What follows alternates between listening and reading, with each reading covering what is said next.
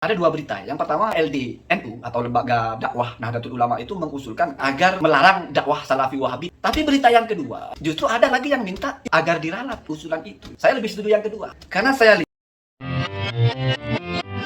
Assalamualaikum warahmatullahi wabarakatuh. Bismillahirrahmanirrahim. Allahumma sholli ala sayyidina Muhammadin wa ala alihi wa sahbihi ajma'in. Amma ba'du. Jalana min ahlil khairi was sa'adah fid dini wad dunya wal akhirah. Semoga Allah jadikan kita orang-orang yang di dunia dan di akhirat nanti beruntung dan berbahagia. Amin, Allahumma amin. Yang kedua itu yang lebih penting daripada yang pertama. Karena kalau kita hanya bahagia di dunia, di akhirat kita tidak bahagia. Setidaknya secara hitungan angka di dunia ini kita tidak mungkin sampai 100 tahun. Tapi kalau di akhirat itu bisa ribuan bahkan jutaan tahun. Jadi bukan masalah berpikir kolot ketika kita berpikir bagaimana di akhirat kita itu bahagia. Bukan masalah, oh ini orang kolot, bukan. Ini hitungan logis, di dunia ini kita sebentar. Yang selamanya itu nanti di akhirat. Sama dengan kamu jalan. Perjalanannya paling 1 hari. Kamu heboh-heboh di situ, kamu habis-habiskan semua uangmu di situ. Nanti setelah sampai di tempat, kamu miskin, gak punya duit. Dan di situ kamu nggak akan kemana-mana lagi, kan nggak waras ya. Ini kan hanya perjalanan, ya sebetulnya saja kita belanjakan. Nanti kita belanjakan kalau sudah kita sampai di satu tempat, di situ kita hidup, di situ kita belanja yang kita butuhkan, ya. Begitu ya. Kemudian ada dua berita. Yang pertama, katanya LDNU atau Lembaga Dakwah Nahdlatul Ulama itu mengusulkan agar melarang dakwah Salafi Wahabi takfiri. Ingat, yang ada takyidnya takfiri, biar kamu paham. Jadi yang mau dilarang itu yang takfiri, yang suka mengkafir-kafirkan orang. Karena itu dianggap sebagai bibit terorisme, bibit radikalisme. Saya kira Salafi Wahabi pun sepakat. Kenapa? Karena kalau kita sudah mengkafir-kafirkan orang, berarti menganggap orang harus dibunuh, orang kafir. Takfiri itu mesti sepaket dengan menghalalkan darah orang. Jadi tidak hanya kamu kafir, tidak. Kamu baca dalam fatwanya ulama kamu itu. Kalau sudah takfir di situ, masuk kepada tahlilud dima wal amwal bahkan. Darahnya halal, hartanya halal, ini yang berbahaya. Maka jangan lalu kamu anggap NU ini mau memberangus pendakwah Wahabis seperti Ustaz Firanda, Ustaz Badrus Salam. Enggak.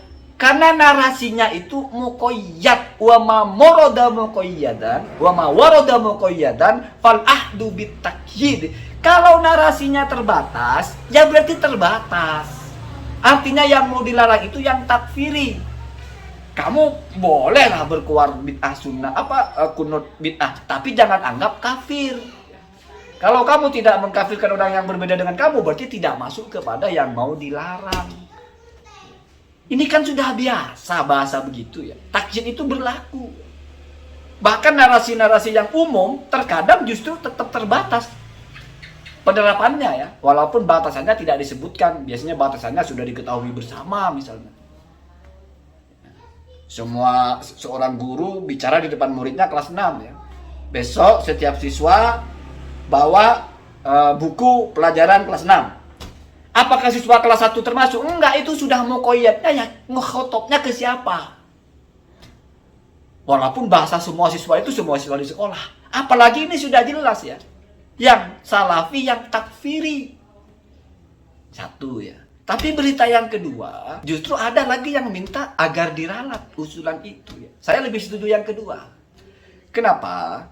Karena saya lihat Salafi Wahabi ini tidak ada yang takfiri. Setidaknya kalau yang di YouTube itu nggak ada yang takfiri. Mungkin zaman-zaman dulu ya, zaman-zaman fase sebelum ini, ketika masih banyak gencar terorisme di Indonesia itu, mungkin memang ada. Tetapi kita justru bukan mengenal mereka sebagai Salafi Wahabi, ya tapi tetap kelompok radikal gitu ya.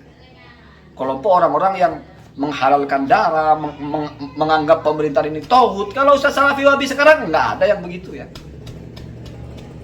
Iya kan? Jadi saya tidak setuju kalau Salafi Wahabi ini harus dihadapi oleh pemerintah. Saya tidak setuju kalau Salafi Wahabi ini harus dihadapi dengan serangan berupa regulasi atau berupa hukum. Tidak perlu. Tidak perlu. Seolah-olah kita terlalu lemah untuk menyadarkan masyarakat mana yang benar, mana yang merasa benar. Kenapa perlu ada undang-undang?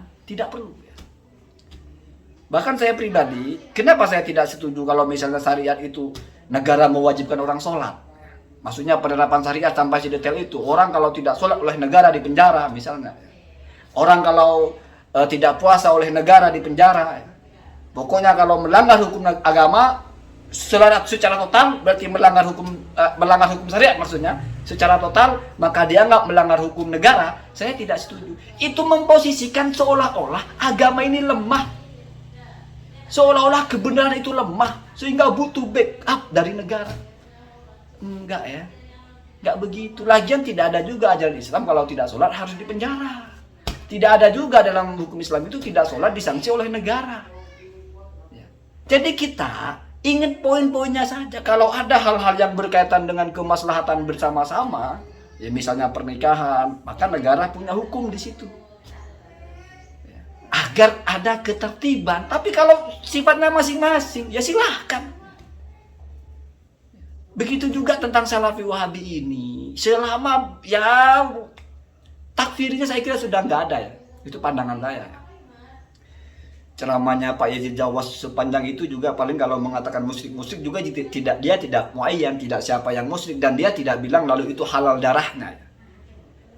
Kalau kita mengatakan ini kafir itu kafir bukan lalu kita takfiri, Pak. Takfiri itu sebetulnya lebih kepada kaitannya dengan radikal, kaitannya dengan menghancurkan atau permusuhan, karena di situ ada tahlilud dima wal amwal, itu yang berbahaya.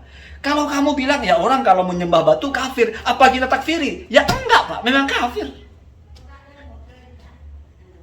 Orang kalau mengatakan sholat tidak wajib, puasa tidak wajib, zina halal, itu dia murtad, kafir. Ya iya, bukan takfiri, bukan. Memang begitu.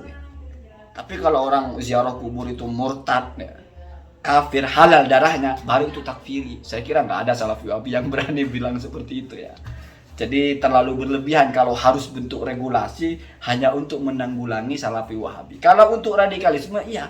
Maka yang dibicarakan di situ bukan soal Salafi Wahabinya. Orang NU pun, orang Muhammadiyah pun, orang Persis pun, kalau sudah ada indikasi takfiri di situ, ya memang bermasalah.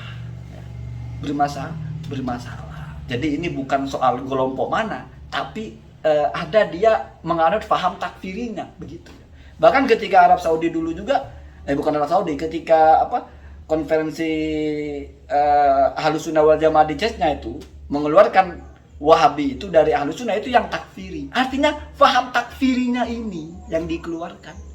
Bukan soal Salafi Wahabinya. Salafi Wahabi kan cuma nama, silahkan kalian klaim ya Salafi Wahabi, Doni, Robi, bebas.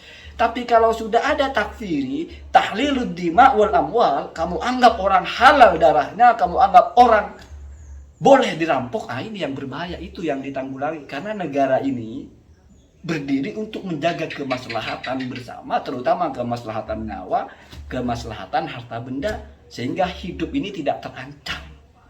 Silahkan kamu sholat tidak kunut, tidak akan negara persoalkan. Kamu sholatnya subuhnya tidak pakai kunut, ada yang pakai kunut, maulidan tidak maulidan, nggak akan ada persoalan.